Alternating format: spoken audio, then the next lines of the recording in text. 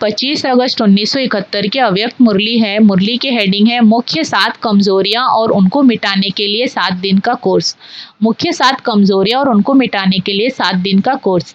बाबा ने कहा, 1 सेकंड में वाणी से परे स्थिति में स्थित हो सकते हो। जैसे और कर्मेंद्रियों को जब चाहो जैसे चाहो वैसे हिला सकते हो, वैसे ही बुद्धि की लगन को जहां चाहो जब चाहो वैसे और वहां स्थित कर सकते हो। ऐसे पावरफुल बने हो। यह विधि वृद्धि को पाती जा रही है। अगर विधि यथार्थ है तो विधि से सिद्धि अर्थात सफलता और श्रेष्ठता अवश्य ही दिन प्रतिदिन वृद्धि को पाते हुए अनुभव करेंगे। इस परिणाम से अपने पुरुषार्थ की यथार्थ स्थिति को परख सकते हो। यह सिद्धि विधि को परखने की मुख्य निशानी है। कोई भी बात को परखने के लिए निशानियां होती है तो इस निशानी से अपने संपूर्ण बुद्धि की निशानी को परख सकते हो। आजकल जो पुरुषार्थियों का चल रहा है उसमें मुख्य कमजोरियां कौन सी दिखाई देती है? एक तो स्मृति में समर्थी नहीं रहती है, दृष्टि में दिव्यता व अलौकिकता तथा यथाशक्ति नंबरवार आई हुई है। तीसरा, वृत्ति में विल पावर न होने कारण वृत्ति एक रस न हो, चंचल होती है। चौथा, निराकारी अवस्था का अटेंशन कम होने के कारण मुख्य विकार देह अभिमान काम और क्रोध, इन तीनों का वार समय प्रति समय होता रहता है। 5, संगठन में रहते हुए संपर्क में आते वायुमंडल वाइब्रेशन अपना इंप्रेशन डालता है। 6, अव्यक्त फरिश्तेपन की स्थिति कम होने कारण अच्छी व बुरी बातों को फीलिंग आने से फेल हो जाते हैं।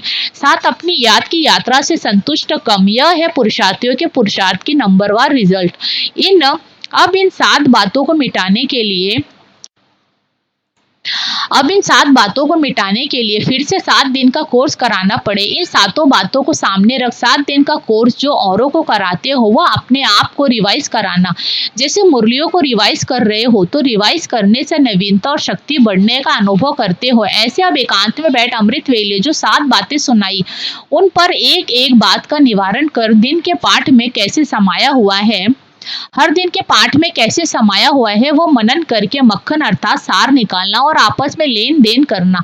कोर्स तो किया है लेकिन जैसे जिज्ञासुओं को कोर्स कराने के बाद हर पाठ की युक्ति बताते हुए अटेंशन दिलाते हो, वैसे आप हर एक रेगुलर गॉडली स्टूडेंट अब फिर से एक सप्ताह एक पाठ को प्रैक्टिस और प्रैक्टिकल में लाओ।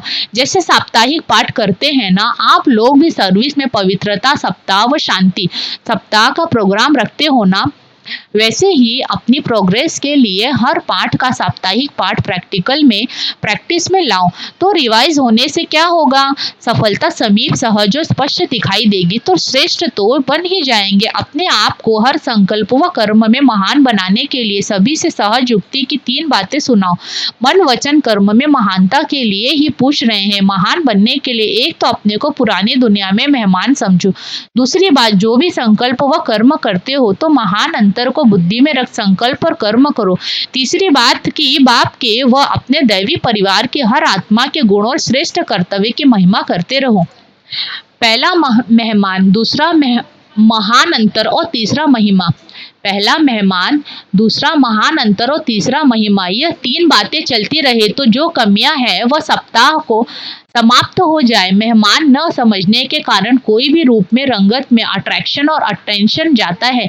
महान अंतर को सामने रखने से कभी भी देह अहंकार व क्रोध का अंश व वंश नहीं रह सकता। तीसरी बात, बाप की व हर आत्मा के गुणों की महिमा व कर्तव्य की महिमा करते रहने से किसी द्वारा किसी बात की फीलिंग नहीं आ सकती और सदैव गुणों और कर्तव्यों की महिमा करने से याद की यात्रा असंतुष्टता भी निरंतर व सहज याद में परिवर्तन हो जाएगी। इन तीनों शब्दों को सदा स्मृति में रखो तो समर्थिवान हो जाएंगे। दृष्टि वृत्ति वायुमंडल सभी परिवर्तन हो जाएंगे। द्वापर से लेकर आज तक अपनी और अपने दैवी परिवार के आत्माओं की महिमा करते आए हो, कीर्तन करते आए हो। अब फिर चैतन्य परिचित हुई आत्माओं के अवगुणों को व कमियों को क्यों देखते हो, वह बुद्धि में धारण क्यों करते हो? अभी भी सारे विश्व से चुनी हुई श्रेष्ठ आत्माओं के गुणगान करो, बुद्धि द्वारा ग्रहण करो और मुख द्वारा 1-2 के गुणगान करो। फिर दृष्टि व वृत्ति चंचल होगी, किसकी भी कमी की फीलिंग होगी। अभी अनुभव किया है कि कोई भी मंदिर की मूर्ति कितनी भी अट्रैक्टिव वह सुंदर सजी हुई हो तो कभी भी दृष्टि उनकी सुंदरता व सजावट की तरफ संकल्प मात्र भी चंचल नहीं होती है। और वहां ही अगर कोई सिनेमा व कोई ऐसी किताबों में से कोई अट्रैक्शन व सजावट देखते हैं व कोई बोर्ड भी देखते हैं तो वृत्ति और दृष्टि चंचल हो जाती है। क्यों? अट्रैक्शन तो मूर्तियों में भी है, सजावट, फीचर्स और नेचर्स की ब्यूटी मूर्तियों में भी है, फिर भी वृत्ति और दृष्टि चंचल क्यों नहीं होती? दोनों ही चित्र सामने रखो, वो एक ही कमरे में रखो तो एक सेकंड में उस तरफ जाने से वृत्ति चंचल होती है और उस तरफ जाने से वृत्ति पवित्र बन जाती है। यह पवित्रता और अपवित्रता का कारण क्या होता है? स्मृति। स्मृति है कि यह देवी है तो यह स्मृति दृष्टि और वृत्ति को पवित्र बनाती है, और स्मृति है कि यह फीमेल है तो वह स्मृति वृत्ति और दृष्टि अपवित्रता की तरफ खींचती है। वहां रूप को देखेंगे और वहां रूहानियत को देखेंगे। ऐसा पास्ट का अनुभव तो होगा ना, वर्तमान भी परसेंटेज में है, लेकिन इसको मिटाने के लिए कभी भी कहाँ भी देखते हो, किससे भी बोलते हो तो स्मृति में क्या रखो?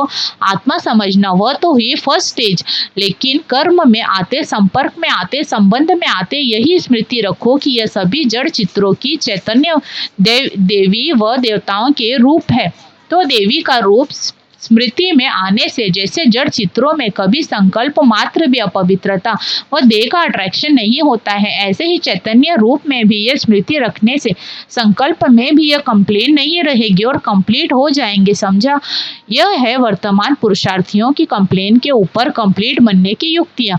अच्छा, भट्टी वाले अपनी उन्नति कर रहे हैं, स्पीड भी तीव्र है, ऐसे नहीं कि समाप्ति के बाद नीचे उतरते स्पीड कम हो जाए, ऐसा ही पुरुषार्थ कर रहे हो ना? अच्छा, ओम शांति।